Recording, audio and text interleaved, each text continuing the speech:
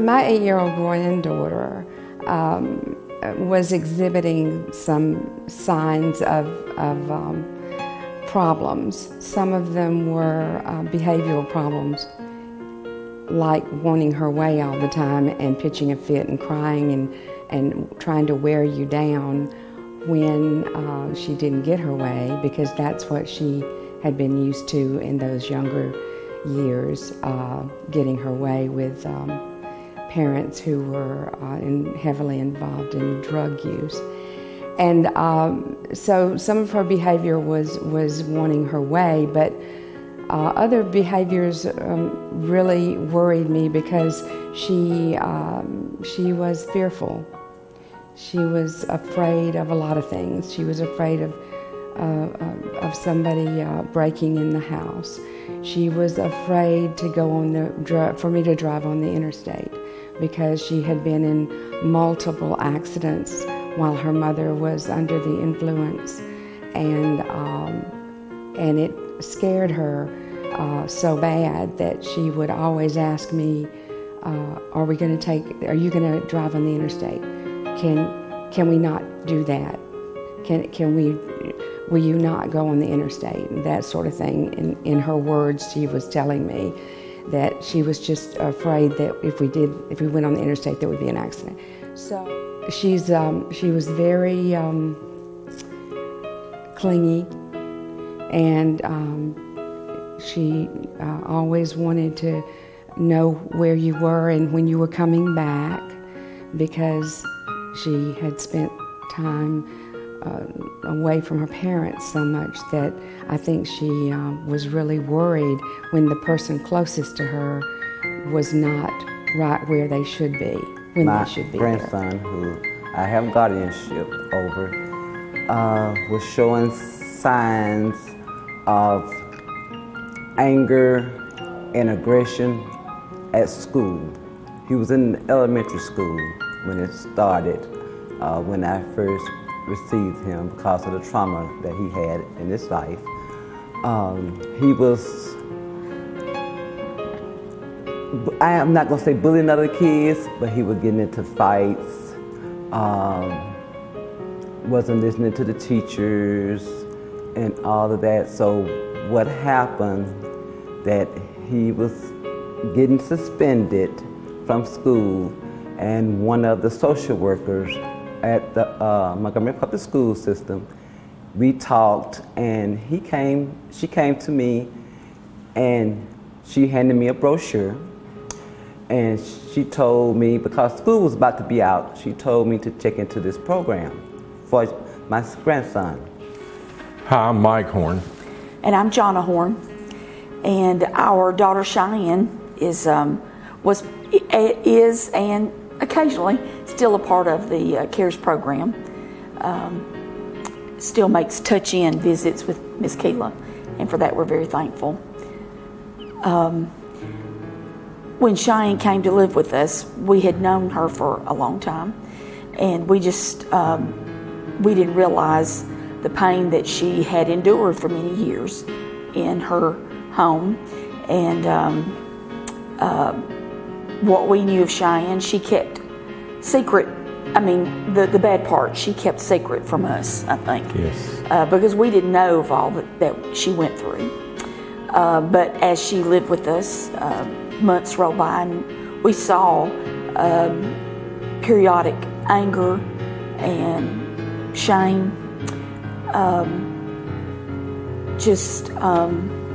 because her family from where she came was very different from our family. One of the major challenges that we had to deal with was the fact that he started to display negative behavior. So a lot of fighting, a lot of anger issues, bullying his younger siblings and things like that. So it was quite challenging to see a normal child all of a sudden just turn into someone totally different that we had no idea what was going on with him. But he was definitely crying out.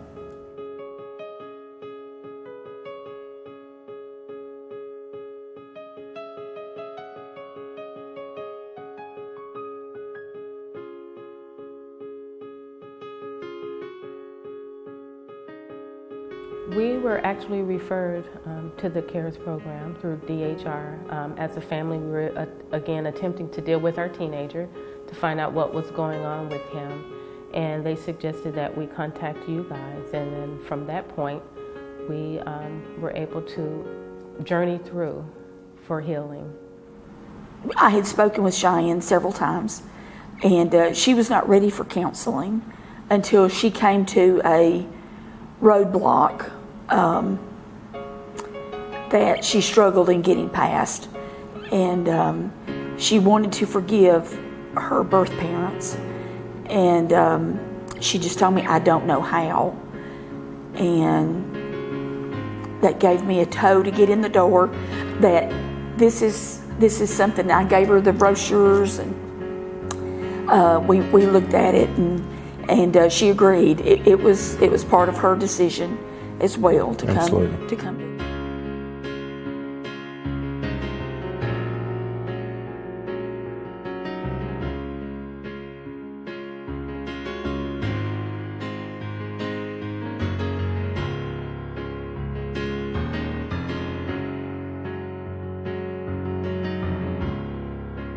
Hello, I am Marjorie Baker, Program Director at the Family Sunshine Center, and I am so excited to talk to you today about our children's services at the Family Sunshine Center. We are providing services for children and their caregivers to help them heal from traumas that they have experienced in their lives. Trauma can include many different things. It really depends on how a person responds to a distressing event. Hi, my name is Karen Sellers. I am the Executive Director of the Family Sunshine Center. Our mission is to end family violence and sexual assault and to foster hope and healing, and we do that through so many different programs that we're able to offer here. One of the things that's different about the Family Sunshine Center is that we were established to be a family violence program, which means we have always been concerned about the abuse of children or the witnessing of domestic violence of children. It is a part of what we are and a part of what we do. We were able to establish the CARES program, which is solely devoted to helping children overcome their traumas. But what the CARES program taught me as a caregiver is how to handle a child that has been through trauma. We as caregivers and parents, we don't really see that bottom side, that inside of that child as to what's going on. So we do need someone on the outside to come in and let the parents know, the caregivers know what's going on with my child. And what's going on with that child also affects that household. It affects me as a caregiver because I'm worried about my grandson. I'm trying to handle him, and it's not easy if you don't know what you're dealing with. So the CARES program taught me how to deal with my grandson. And by doing that, I was able to get my household, my family was able to come back to a normalcy of somewhat, because we knew what we was dealing with. And I am encouraging any caregiver parent out there that is having trouble with their child, and you know this child had been through some type of trauma, whether it's small or whether it's big, seek help before it grows and escalates into something that takes years and years to try to level off or try to solve. You must be prepared to deal with emotional issues that you have not dealt with in the past. If things happen to you in the past, you must be prepared to deal with those, because they will catch up with you. I remember in an early session, we would always have, it seemed like he would do well, and then all of a sudden he'll have a session and we'll come home and it seems like we would go 2 steps back, and it was because I was dealing with issues as well and didn't realize what was going on. And then I told our counselor about it, and she was like, oh, well, you need to, practice these tools to help yourself more so, so that you can help your child go through it. So it's really about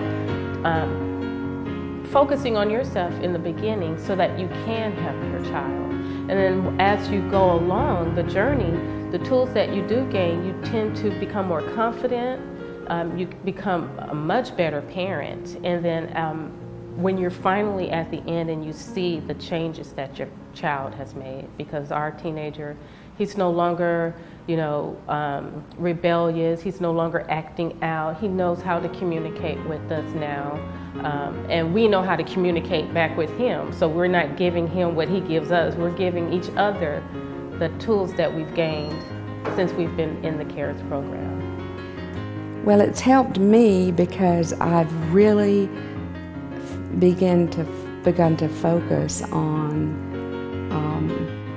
what is trauma in children, what exactly does that mean, and what are the signs and symptoms of a child who's been traumatized, and what can I do to help with that, to help her heal. And that's a word I came to know in the CARES program. You can't let pride get in the way. You as an individual feel like you're built to handle whatever God puts before you and the challenges that you face. But there's a lot of things we don't understand because we have never faced those things. And you go in with an open mind and you have to look at what's best for the family. What's best for us? What's best for Cheyenne? What's best for our kids, to make this relationship be the best that it can be. And you just have to realize that there's times you can't provide that when you don't know what somebody's faced. And you go to in with that open mind and listen and learn and try to absorb what they've taught you. Well, to me, it's not only a commitment of the child or the individual, but it's definitely a parent commitment as well.